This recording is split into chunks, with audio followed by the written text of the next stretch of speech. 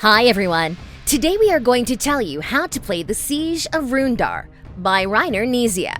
This game is suited for ages 10 and up, from 1 to 4 players, and with an approximate duration of 60 to 90 minutes. The goal of the game is to defend the mines until we can dig a tunnel to escape with our treasure. Setup. First, put the assembled fortress in the center of the table. Place the fur, wood, metal, and gold nuggets in their corresponding places. Separate the goblin tokens by the number of their backs. Take 2 tokens from each pile and place them in order inside the tunnel. On top of them, place the wooden blocks. Create the siege deck by placing the cards in order. First, put the cards with the 5 at the bottom, and all the cards with the 1 go to the top. Place 5 troll cards next to the fortress, and beside it, the catapult cards.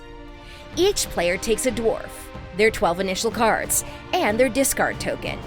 Then, all players place their dwarf in the central chamber. Leave the upgrade board showing the side corresponding to the number of players.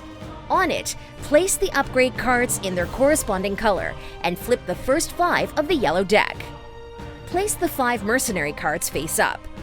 Choose the difficulty level and place in the yard of the entrance to the tunnel as much debris as indicated. Place aside the remaining figures and tokens and the dice.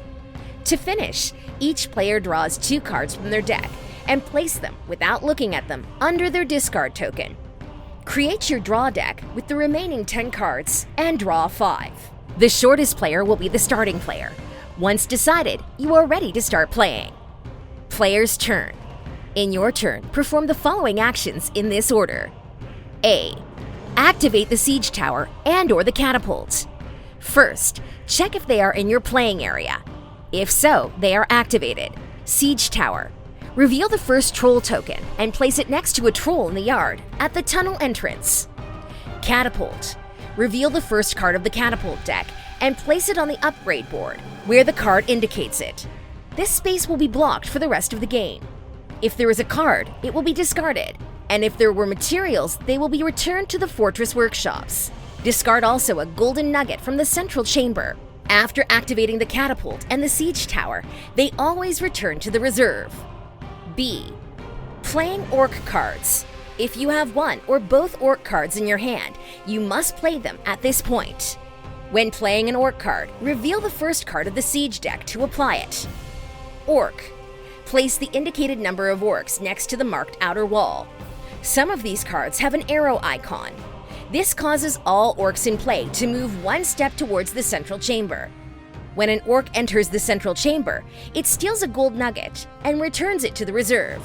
The nugget is discarded. Siege tower and catapult. When one of these 2 cards comes out, place the siege tower or the catapult in your playing area. If it was in another player's area, activate it as explained above.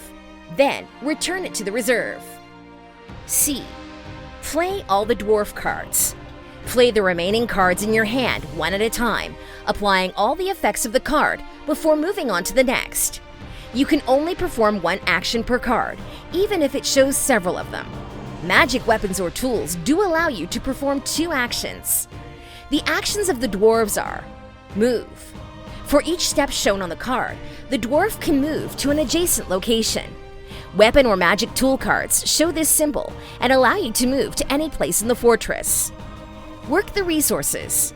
This action can be performed if the dwarf is in the workshop corresponding to the resource indicated on the card, and there are no orcs there.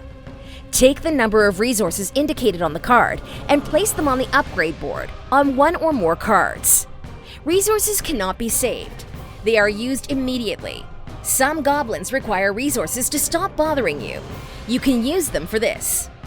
Attack. Attack cards can be used together to get more dice when attacking. The maximum is 5 dice. Melee attack. This can be done when the dwarf is in the same space as an orc.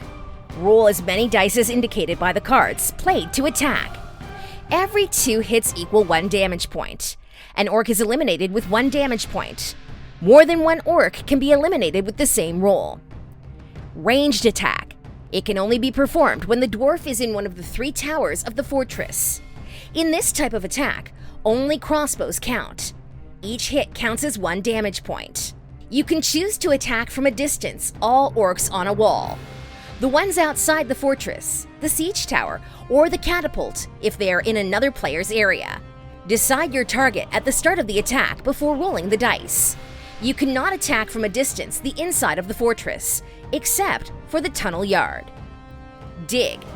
To perform this action, the dwarf must be in the yard of the tunnel entrance, and there must be no enemies there. Remove as much debris as indicated on the card. When you manage to remove all the debris from the yard, remove the section of the tunnel closest to the tunnel tower. This will reveal 2 goblin tokens that will be placed face up in the yard at the tunnel entrance with 2 goblin figurines. To continue digging, you will have to defeat these goblins. After defeating them, place the debris back in the yard to be able to dig the next section of the tunnel. Upgrade cards. When an upgrade card has on it all the resources needed to complete it, any dwarf will be able to take it. To do so, discard a card from your hand that you have not yet played and take the new card. The discarded one can never be an orc card. The new card will go to your hand and you will be able to use it that same turn. D. Refill the upgrade board.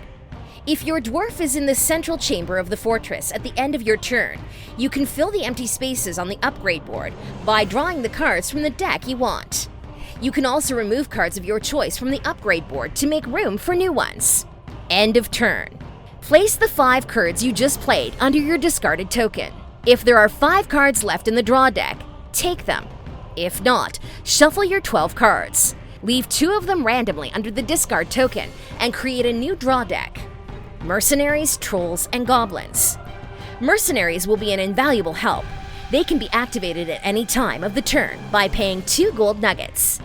Each one of these cards indicates the advantage it offers. The trolls are accompanied by a token. This indicates the amount of damage needed to defeat the troll. Each of these damage points is represented by a circle that also shows how many melee hits are required. When attacking them from a distance, each crossbow symbol is a damage point, so it covers one of the damage circles. As with the troll, the goblin token next to them indicates how to defeat them. In this case, you don't always need to attack them to finish them off. End of the game. The game can end in several ways. When digging the 5th and last section of the tunnel, 2 goblins will appear. If you defeat them, you will win the game. This is the only way to win. You automatically lose the game if the last siege card, catapult card, or troll token is revealed. The last orc is in-game. You run out of gold nuggets. And so much for the video on how to play the Siege of Runedar, a very strategic, cooperative game by the great Reiner Knizia. Also enjoy the solo mode that is explained in the manual, and prove that you are worthy of the mines of Runedar.